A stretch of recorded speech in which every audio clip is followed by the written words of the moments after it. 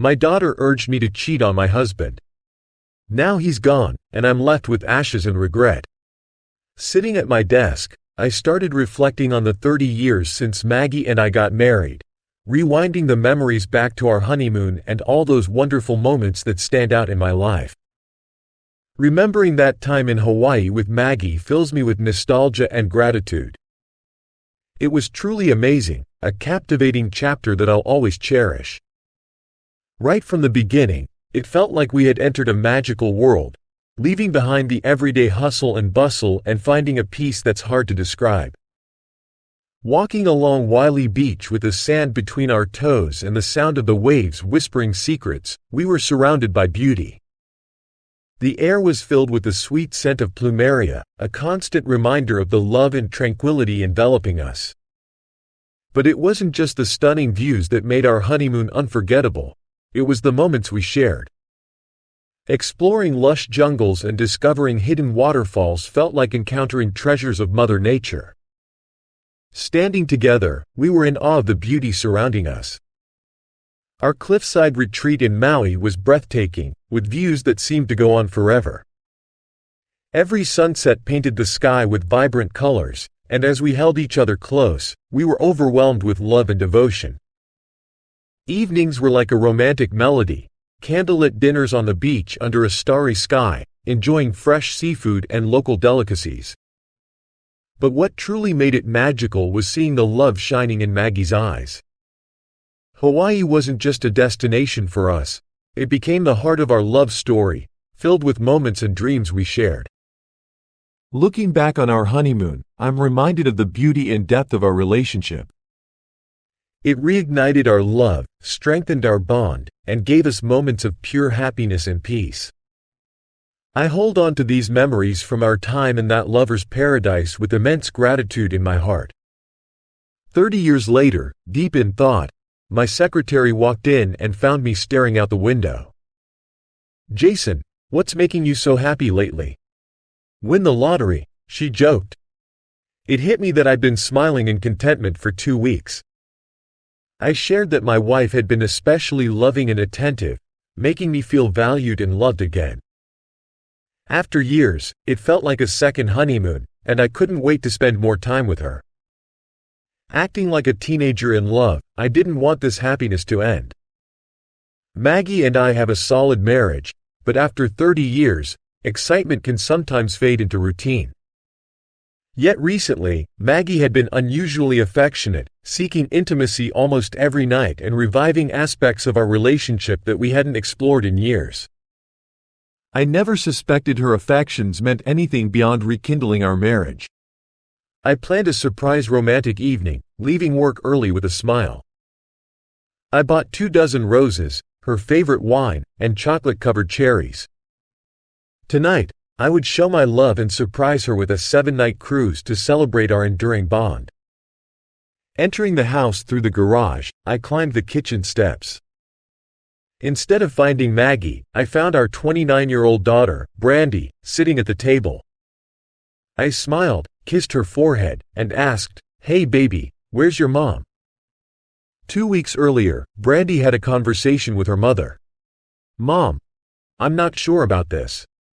I love Dad very much, and I'm afraid that if I go through with this, I'll hurt him." "Brandy, Dad loves you, and he will understand. You yourself said that you need something more than what you've had before, and Dad isn't getting any younger. I know he'll understand your needs and allow you this one-time pleasure."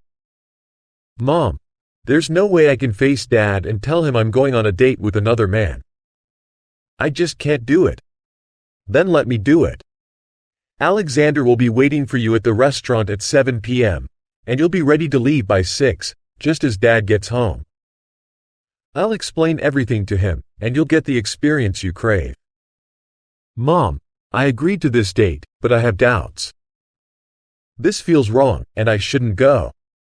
How will I be able to look Dad in the eye for the next 2 weeks, knowing I agreed to go on a date with another man?" "Well, I suggest you don't tell him anything. Show him how much you love him during these 2 weeks. Let him know he has nothing to worry about, and when I explain everything, he'll understand.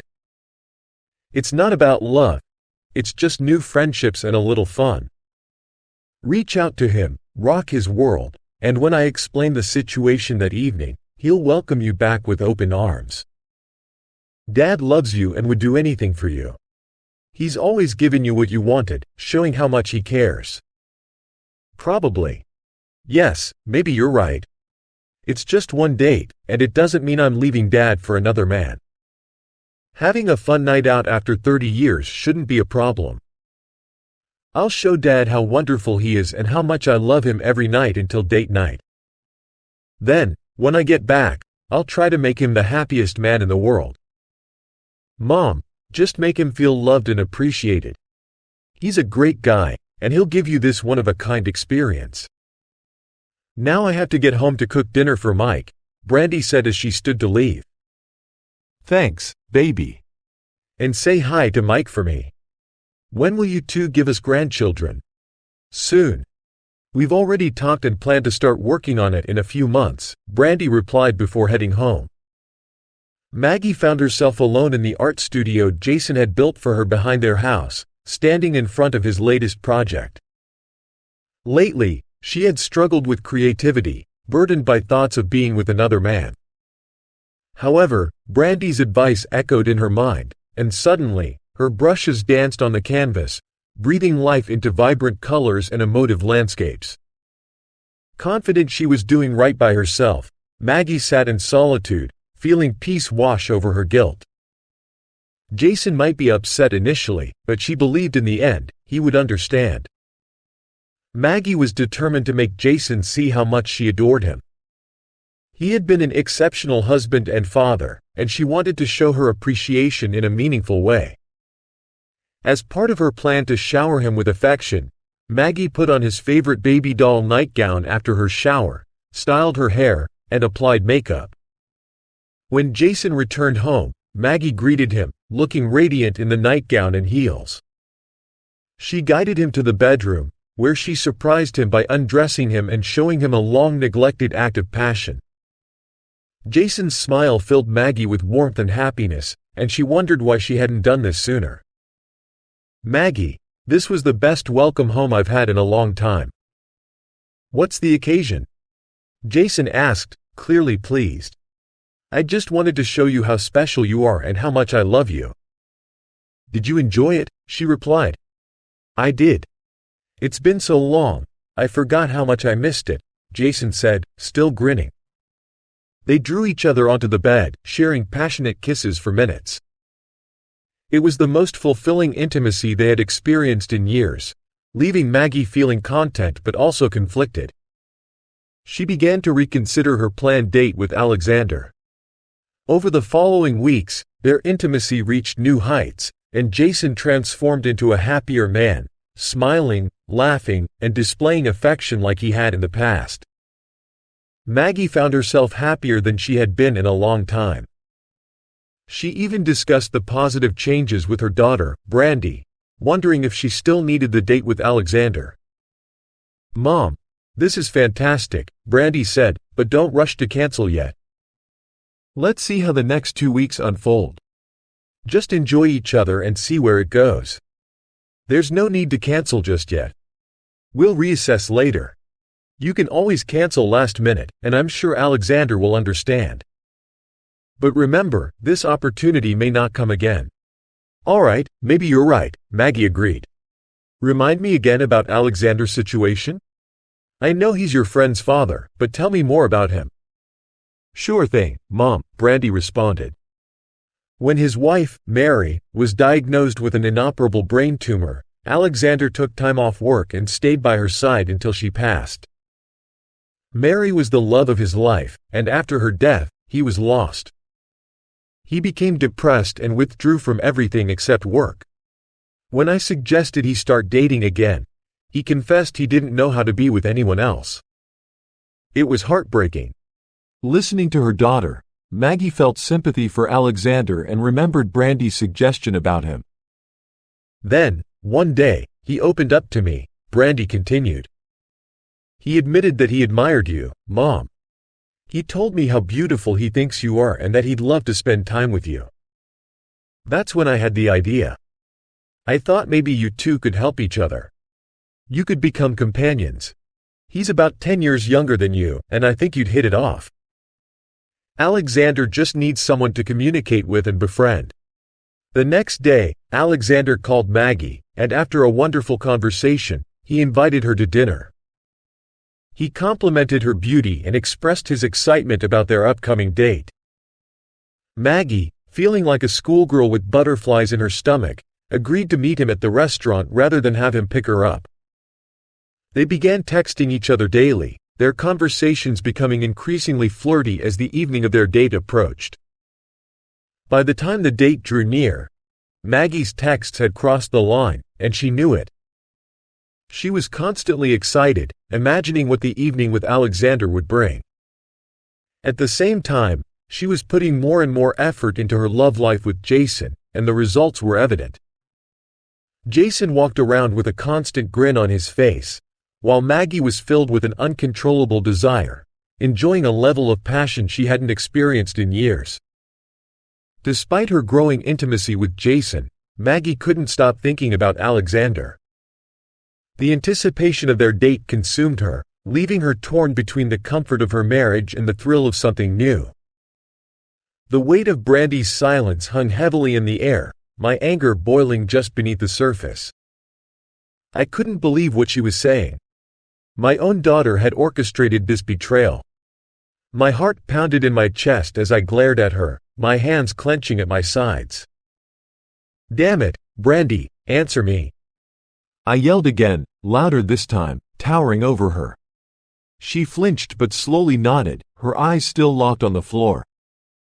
"Yes, Daddy. I did. But please understand, it wasn't meant to hurt you. Mom didn't want to feel like she was losing a part of herself. She loves you so much, but she needed to feel something different." I could barely breathe, the betrayal swirling around me like a storm. "You set her up with your friend's dad? Why would you do something like that?" Her voice was trembling, barely audible. Mom said she felt like she was fading, like something was missing in her life. She asked me for advice, and I didn't know what else to do. "Alexander, he's a good man, Dad. He's been so lonely since his wife passed. I thought they could just talk. I didn't think it would go this far." My head throbbed, my thoughts crashing into each other, struggling to make sense of the nightmare unfolding before me. "Brandy, how could you think this would fix anything? How could you betray me like this? Your mother and I were fine. Things were getting better." Tears streamed down her cheeks as she finally looked up at me. "I know, Daddy, I know." But she was hurting. And I thought if this was what she needed, just once, maybe it would help her come back to you even stronger. "I never wanted to hurt you, but I love Mom too, and I just wanted her to be happy." I turned away from her, shaking my head in disbelief. "And what about me? What about my happiness, Brandy? What am I supposed to do now, knowing my wife is out there with another man?" Brandy took a step forward, her voice barely above a whisper.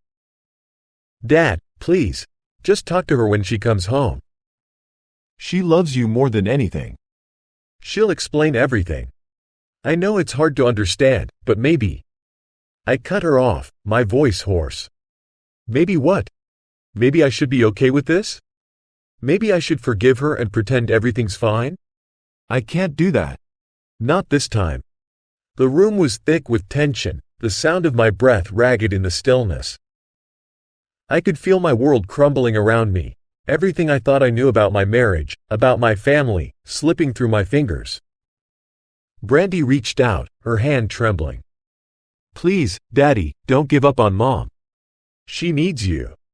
I didn't respond, too consumed by the waves of anger, confusion, and hurt crashing through me. My mind raced with questions, but there was only one that echoed louder than the rest. How could she do this to me? The growing distance between us. All the small signs I missed suddenly made sense, her fading enthusiasm, her increasing time spent alone in the studio, and now this affair. It was like a puzzle falling into place, but the picture it painted was one I never wanted to see. I sat in the dark, the cold glow of the TV flickering on my face, feeling an emptiness I couldn't put into words. 30 years, and this is where it all led. The woman I built my life around, the one I vowed to love and protect, was now in the arms of another man. And my daughter, my little girl, who I raised, who I thought respected me, was complicit in it all. I poured another drink, the burn of the liquor offering a brief distraction from the ache in my chest. How did it come to this?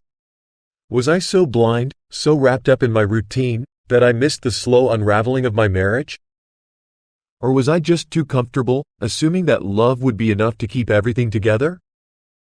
My mind raced back to when we first met, the spark in Maggie's eyes, the way she would laugh at my terrible jokes, the way she'd look at me like I was the only man in the world. I couldn't reconcile that memory with the reality of her now being with another man, even if it was just one night. One night. Brandy's words echoed in my head, mocking me. How could they think this was okay? How could they believe that a single night with another man wouldn't shatter everything we built? My blood boiled at the thought of it, the betrayal, the lies, the sheer audacity. I stood up abruptly, unable to sit still any longer, pacing the room as the anger surged through me again. I wanted answers. I wanted to confront Maggie, to demand an explanation. I wanted to scream at the man who thought he could steal my wife. But most of all, I wanted to turn back time, to a point before all of this happened, before everything started falling apart. But it was too late. I couldn't undo what had been done. Maggie had made her choice, and Brandy had played her part. And now, I was left alone, betrayed by the two people I loved most. The silence in the house was deafening. No laughter, no comforting words, no signs of the life we once shared. Just me, the empty walls, and the cold realization that everything had changed.